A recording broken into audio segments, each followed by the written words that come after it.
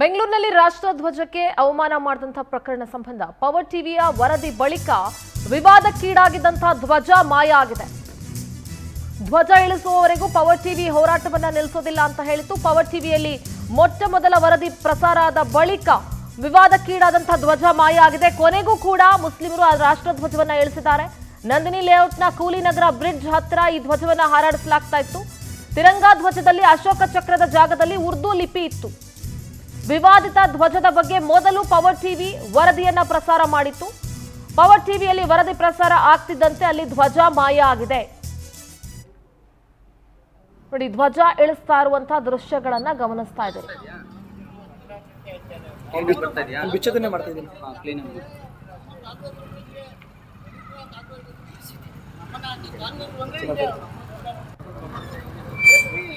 ನೋಡಿ, power TV ವರದಿಯನ್ನ ಪ್ರಸಾರ ಮಾಡಿತ್ತು. ಇದು ಬೆಳಗ್ಗೆ ಅಂದ್ರೆ ಯಾವಾಗ ಈ ಧ್ವಜವನ್ನ ಹಾರಾಡಿಸ್ತಾ ಇದ್ರೋ ಗೊತ್ತಿಲ್ಲ. ಸುದ್ದಿ ಪ್ರಸಾರ ಮಾಡುವ ಸಂದರ್ಭದಲ್ಲಿ ಆ ಧ್ವಜ ಆಗಿತ್ತು. ಸೊ ಈಗ ಸುದ್ದಿ ಪ್ರಸಾರ ಆದ ಬಳಿಕ 1 ಗಂಟೆಯಲ್ಲಿ ಸುದ್ದಿ ಪ್ರಸಾರ ಆದ ಬಳಿಕ ಆ ಧ್ವಜವನ್ನ ಇಳಿಸ್ತಾ ಇರುವಂತಹ ದೃಶ್ಯಗಳನ್ನ ಕೂಡ ಗಮನಿಸ್ತಾ ಇದ್ದೀರಿ. ರಾಷ್ಟ್ರ ಧ್ವಜಕ್ಕೆ ಅದರದೇ ಆದಂತಹ ಗೌರವ ಇದೆ, ಘನತೆ ಇದೆ. ದೇಶ ಪ್ರೇಮವನ್ನ ಯಾವ ರೀತಿ ತೋರಿಸ್ಬೇಕು ಹಾಗೆ ತೋರಿಸ್ಬೇಕು. ದೇಶ ಪ್ರೇಮವನ್ನ ರಾಷ್ಟ್ರ ಧ್ವಜದ ಮೇಲೆ ಸಿಕ್ಕ ಹಾಗೆ ಯಾರಿಗೆ ಏನು ಬೇಕಾದ್ರೂ ಬರ್ಕೊಂಡ್ಬಿಟ್ಟು ನನಗೆ ನನ್ನ ದೇಶದ ಮೇಲೆ ಪ್ರೇಮ ಇದೆ, ಪ್ರೀತಿ ಇದೆ, ಹಾಗಾಗಿ ನಾನು ಅದ್ರ ಮೇಲೆನೆ ಏನೋ ಬರೀತೀನಿ ಅಂತಂದ್ರೆ ಅದಾಗೋದಿಲ್ಲ. ಈ ದೇಶ ಎಲ್ಲ ಧರ್ಮದವರಿಗೂ ಕೂಡ ನೆಲೆ ಮಾಡಿಕೊಟ್ಟಿದೆ, ನೆಲೆಯನ್ನ ಕಲ್ಪಿಸ್ಕೊಟ್ಟಿದೆ. ಅದಕ್ಕೆ ಏನ್ ಗೌರವ ಕೊಡಬೇಕು ಆ ಗೌರವವನ್ನ ಕೊಡಲೇಬೇಕು. ಯಾವ ಧರ್ಮದ ಜಾತ್ಯಾತೀತವಾಗಿ ಧರ್ಮಾತೀತವಾಗಿ ರಾಷ್ಟ್ರ ಧ್ವಜಕ್ಕೆ ಅದರ ಗೌರವ ಘನತೆಯನ್ನ ಎತ್ತಿ ಹಿಡಿಯುವಂತ ಕೆಲಸ ಮಾಡಬೇಕು. ನೋಡಿ, ಅಲ್ಲಿ ಧ್ವಜ ಇಳಿಸ್ತಾ ಇರುವಂತಹ ದೃಶ್ಯಗಳನ್ನ ಗಮನಿಸ್ತಾ ಇದ್ದೀರಿ.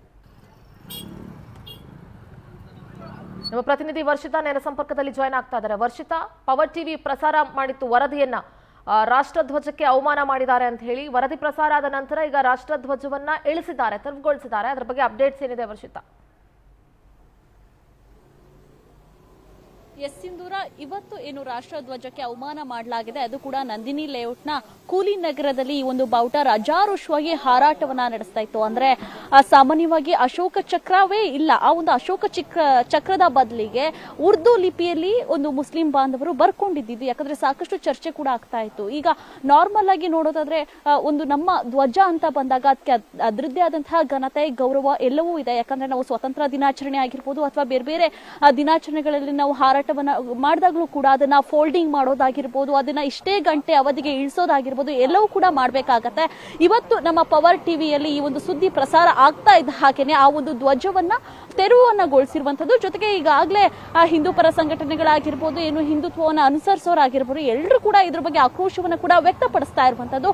ಒಂದು ಕಡೆಯಾಗಿ ಅಂದ್ರೆ ಸಾಮಾನ್ಯವಾಗಿ ನಾವು ಅದನ್ನ ನೋಡಿದಾಗಲೇ ಗೊತ್ತಾಗುತ್ತೆ, ಪಕ್ಕದಲ್ಲಿ ಮಸೀದಿ ಇತ್ತು, ಆ ಮಸೀದಿ ಪಕ್ಕದಲ್ಲೇ ಈ ಒಂದು ಬಾವುಟ ಹಾರಾಡ್ತಾ ಇದ್ದಂತೂ ನಿಜಕ್ಕೂ ಇದು ಬೇಸರದ ಸಂಗತಿ. ಯಾಕಂದ್ರೆ ಮುಂದಿನ ದಿನಗಳಲ್ಲಿ ಮಕ್ಕಳಿಗೆ ಯಾವ ರೀತಿ ನಮ್ಮ ಧ್ವಜ ಯಾವುದು, ನಮ್ಮ ಧ್ವಜದಲ್ಲಿ ಯಾವ್ಯಾವ ರೀತಿ ಬಣ್ಣ ಇರುತ್ತೆ, ಅಶೋಕ ಚಕ್ರ ಇರತ್ತಾ ಅಥವಾ ಬೇರೆ ಬೇರೆ ಏನು ಲಿಪಿಗಳನ್ನು ಕೂಡ ಬರ್ಕೋಬಹುದಾ ಅನ್ನುವಂತಹ ಪ್ರಶ್ನೆ ಕಾಡ್ತಾ ಇತ್ತು. ಈಗ ಸದ್ಯ ನಮ್ಮ ಹತ್ರ ಪುನೀತ್ ಕೆರೆಹಳ್ಳಿ ಅವರು ಇದ್ದಾರೆ. ಯಾಕಂದ್ರೆ ನಾವು ಯಾವಾಗ ಸುದ್ದಿಯನ್ನ ಪ್ರಸಾರ ಮಾಡಿದ್ವೋ ಇವರ ಕಿವಿಗೂ ಕೂಡ ಮುಟ್ಟಿಸುವಂತಹ ಪ್ರಯತ್ನವನ್ನ ಮಾಡಿದ್ವಿ. ಈಗ ಆ ಬಾವುಟ ಕೂಡ ತೆರವಾಗಿದೆ. ಜೊತೆಗೆ ಸ್ಟೇಷನ್ ಅಲ್ಲೂ ಕೂಡ ಕಂಪ್ಲೇಂಟ್ ಅನ್ನ ದಾಖಲಿಸಿಕೊಳ್ತಾ ಇದ್ದಾರೆ. ಸರ್, ಈಗ ನಾವು ನಿಮ್ಗೆ ಇನ್ಫಾರ್ಮೇಶನ್ ಅನ್ನ ಕೊಟ್ಟಂತಹ ಸಂದರ್ಭದಲ್ಲಿ ಬಂದು ತೆರವನ್ನಗೊಳಿಸಿದ್ದಾರೆ ಈಗಾಗಲೇ ಪೊಲೀಸರು. ಏನ್ ಹೇಳಿದ್ರು ಪೊಲೀಸರು? ಜೊತೆಗೆ ಏನಾದ್ರು ಕೇಸನ್ನ ದಾಖಲು ಮಾಡ್ಕೊಂಡ್ರ, ಏನ್ ಹೇಳಿದ್ರು ಅಂತ?